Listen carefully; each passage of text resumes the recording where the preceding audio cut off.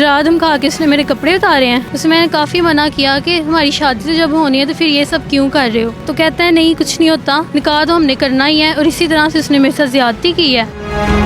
उसी दौरान उसके नंबर पे कॉल आई है मुदस्सर चीमा की। आप उस वक्त किस हालत में थी?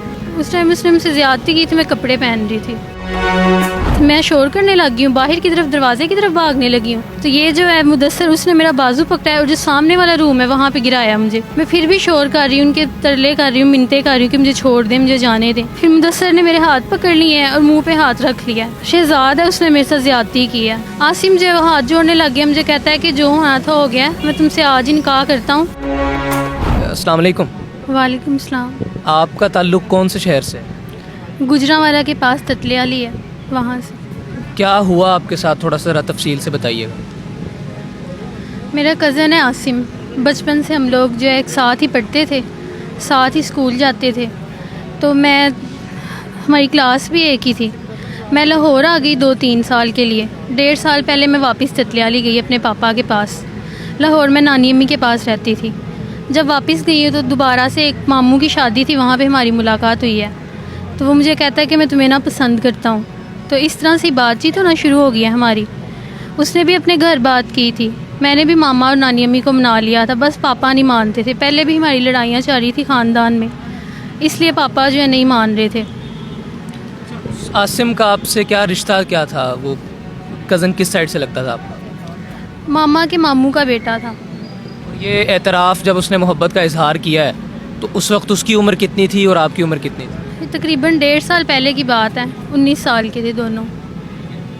फिर आपने भी मना लिया घर वालों को, उन्होंने भी मना लिया, आपके वालिद नहीं माने, फिर क्या हुआ? वो यहाँ लाहौर पीसी होटल में जॉब करता था। बुध के दिन आता था वो।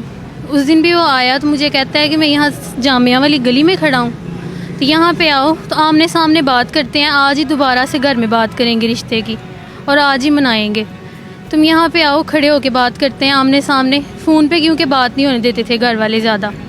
मैं वहाँ गई हूँ, मुझे कहते हैं यहाँ कोई खड़ा देख ना ले, सामने घर है, वहाँ बैठ के आराम से बात करते हैं। मैंने उससे मना किया है कि नहीं यहीं बता दो मैंने वापस जाना है।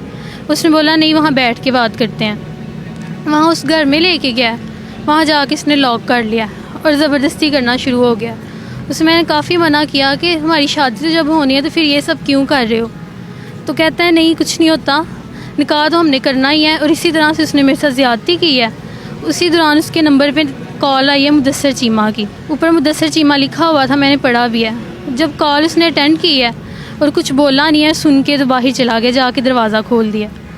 जब दरवाज़ा खोला उसने, उस वक्त जब दरवाज़ा खोला और आपके बकौल एक मुदस्सर चीमा नाम का बंदा एंटर हुआ घर में, आप उस वक्त किस हालत में? मुदस्सर चीमा की कॉल थी। आप उस वक्त किस हालत में थी? उस टाइम उसने मुझसे ज़्यादती की थी, मैं कपड़े पहन रही थी। उसने जाके दरवाज़ा खोला है। मुदस्सर और शहजाद ये दोनों एंटर हुए हैं घर में। और आके ना मैं शोर करने लगी हूँ, बाहर की तरफ दरवाजे की तरफ भागने लगी हूँ कि शायद कोई शोर सुन के आ जाए अंदर। तो ये जो है मुदस्सर, उसने मेरा बाजू पकड़ा है और जो सामने वाला रूम है वहाँ पे गिराया मुझे। मैं फिर भी शोर कर रही हूँ, उनके तरले कर रही हूँ, मिन्नतें कर रही हूँ कि मुझे छोड़ दें, मुझे जाने दें। मुदस्सर कहता है कि अगर तुमने शोर किया मैं तुम्हें यही फायर मार देना है। उसने अपनी पॉकेट के ऊपर हाथ रखा है। मैंने फायर, वो असला वगैरह कुछ नहीं उसके पास देखा। इस टाइम मुझे डरा धमका के उसने मेरे कपड़े उतारे हैं और शहजाद को कहता है हाजी साहब पहले तुसी कर लो। फिर मुदस्सर ने मेरे हाथ पकड़ लिए हैं और मुंह पे हाथ रख लिया है। और जो शहजाद है उसने मेरे साथ ज़्यादती की है। मेरा सांस दबने लग गया और मुदस्सर जो है शहजाद को कहता है कि मरने लगी है। और इसी तरह वो मुझे छोड़ के भाग गए हैं। आसिम फिर आया, उसने ज़रा होश करवाई है मुझे। उसके पापा भी आ गए हैं ऊपर से। और मुझे आसिम के वालिद जी, जो रिश्ते में आपके क्या लगते हैं? रिश्ते में नाना लगते हैं लेकिन मैं मामू ही कहती थी। मामा के मामू हैं वो।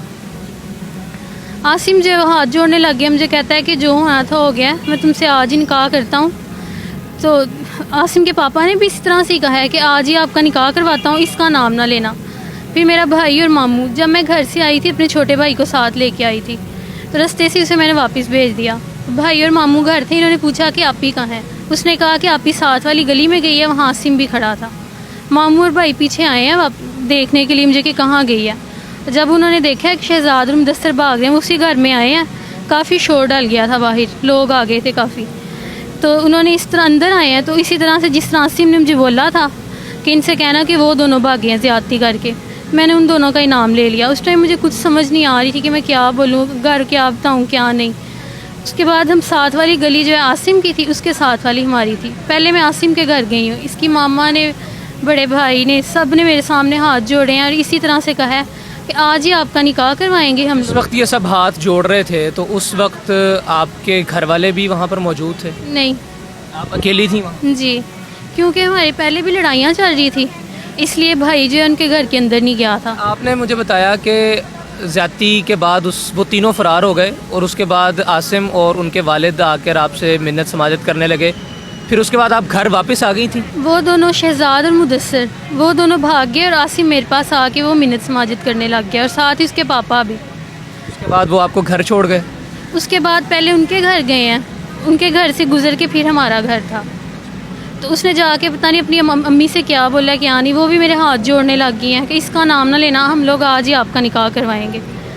मुझे उस टाइम कुछ पता ही नहीं था, समझ ही नहीं आ रही थी। जिस तरह से उन्होंने बोला मैंने उनकी मान ली, उसी तरह से घर आके वो मेरे साथ आए हैं। पापा को उसी तरह से मैंने बता दिया कि शहजाद और जो मुदस्सर हैं उन्होंने मेरे साथ ज़्यादती। मैंने आपसे पूछा नहीं कि वो कैसे आपको घर से अगवा करके या आसिम के ज़रिए से लेकर चले गए?